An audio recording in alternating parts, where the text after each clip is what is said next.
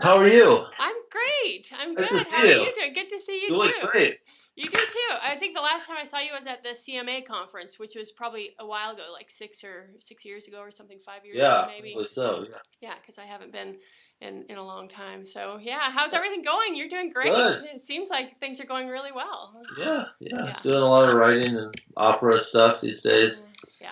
So, That's exciting. I know that when it was a really great thing. Oh, sorry, I'm getting a little bit of feedback here, but I don't think it'll come up on the. But the Manchurian Candidate went really well here. People were just on fire about it.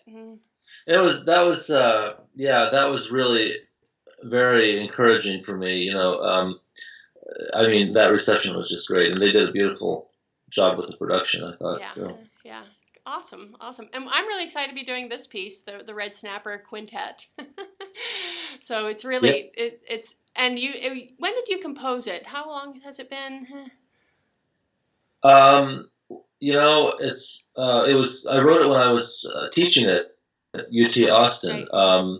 I think that must have been maybe 2004. Let me actually look at the score. Hold on a second. Um, 2004, yeah. Yeah.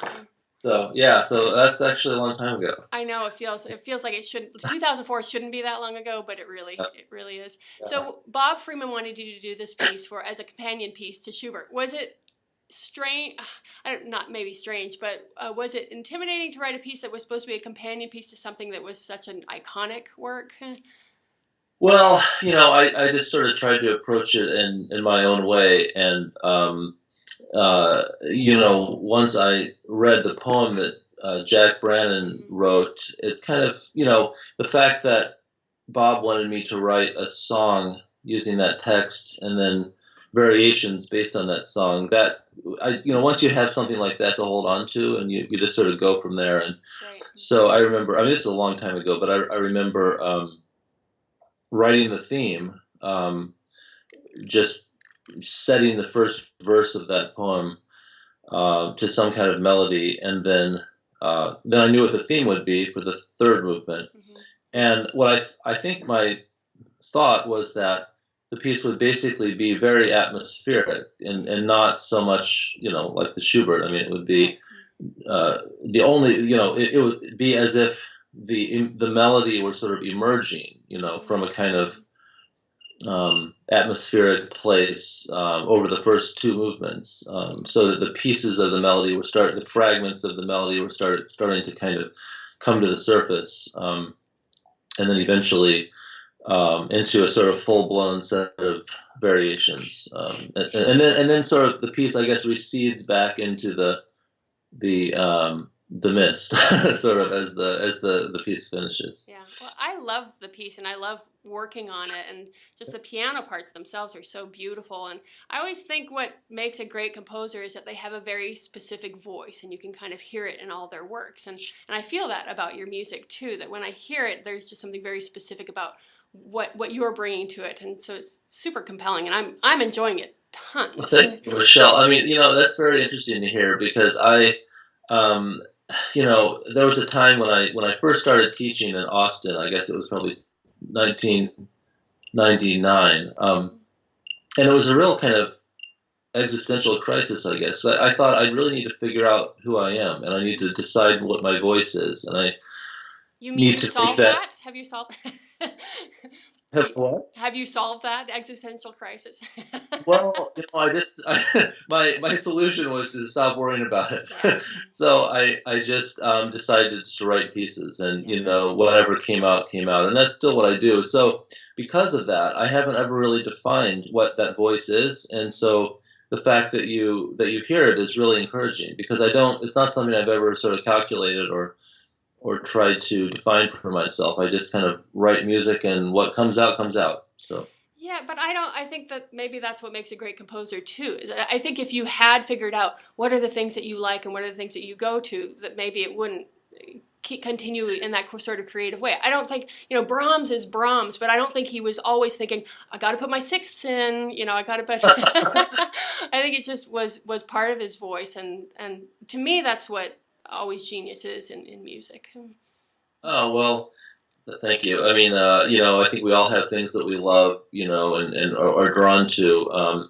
And it's interesting that my dad sent me a big box of stuff. There, my parents were moving houses, and so I had this big box of things from when I was, I don't know, 12, 13, into high school, and there were some old manuscripts in there of things that I was sort of, trying to write, like a string quartet. I'd write like, choose, a page of it.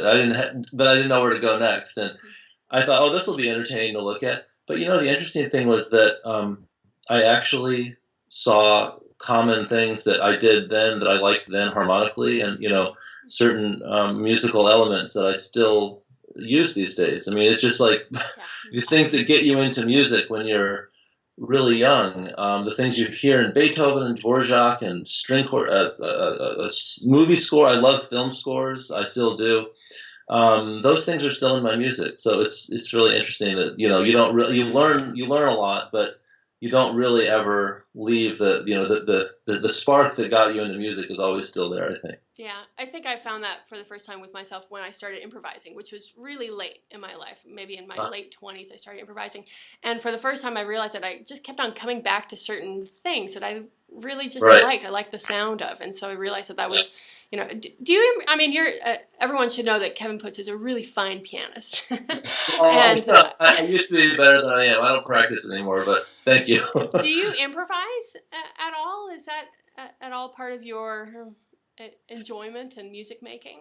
I used to do it a lot more. These days, I always have a piano with me when I'm composing. I can't compose without a piano, even though I realize sometimes that I hardly, I just do it to kind of feel out harmonies. I need to hear them. I need to sort of, there has to be a tactile kind of connection for me when I come up with music. Oh, see, they're doing construction outside, it looks like.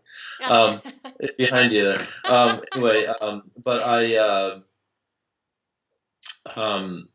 I used to do that more than I do now. Now I think I think about the music away from the keyboard more, and I kind of imagine, especially with orchestral music, I imagine kind of orchestral sounds. But I still I use the piano to work out, to sort of feel the harmony more viscerally, I think, because I'm really all about harmony.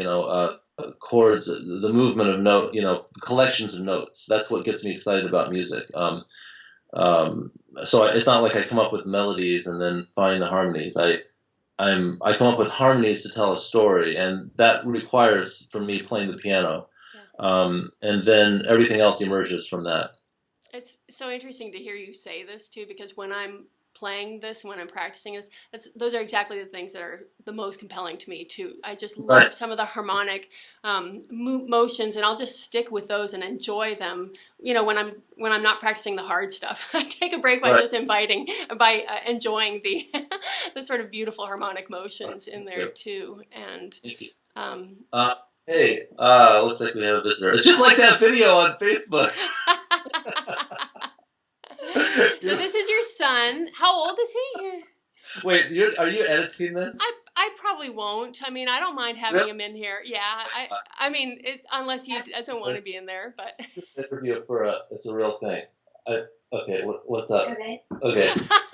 I think we're done in a second. But, okay. Well, how old is your son now? He's 7. I'm surprised my daughter didn't run in here, because I said I'm doing something very important and you can't come in. You're not going to put Kellyanne Conway's face on him, right? Okay. Okay, I'll finish this. Okay, I'll be right back. What? Ben, this is seriously a real thing. It's going to be.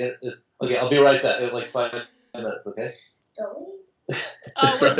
We'll wrap it up anyway. But I'm just so happy to be bringing your music back just a few months after you guys did the Manchurian Candidate, because I know that Austin is really interested in hearing more and more of your music, and we're excited to be pairing these pieces together again, because I don't think it hasn't been performed in Austin since the premiere back in Yeah, I mean, I have to say that I'm really happy that you're doing it, and the reason I think it doesn't get performed a lot is because it's a really difficult Yeah. piece, and a lot of it's deceptively difficult. The rhythm is hard. Yeah. The piano part is, I Yeah. mean, it's extremely challenging. And, Yeah. I've kind of learned a lot since I wrote that piece, and I'm more practical about what's possible in a chamber ensemble.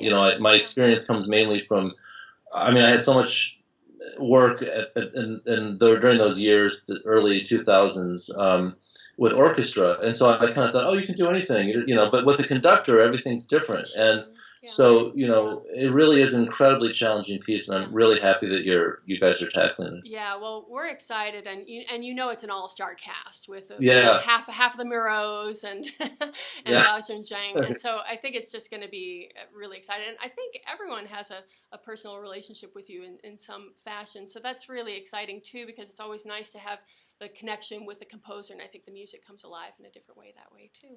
excellent. Yeah. Well, thanks, Kevin. Thanks Thank, for making a little bit of time, and hope to see you again soon. We'll have to have you come out again, maybe commission you to write new work sometime, and do something fun that way. that would be excellent. Thank you, All right. Michelle. All right. Take it easy. Have a great day. Okay, you too. Bye bye. Bye.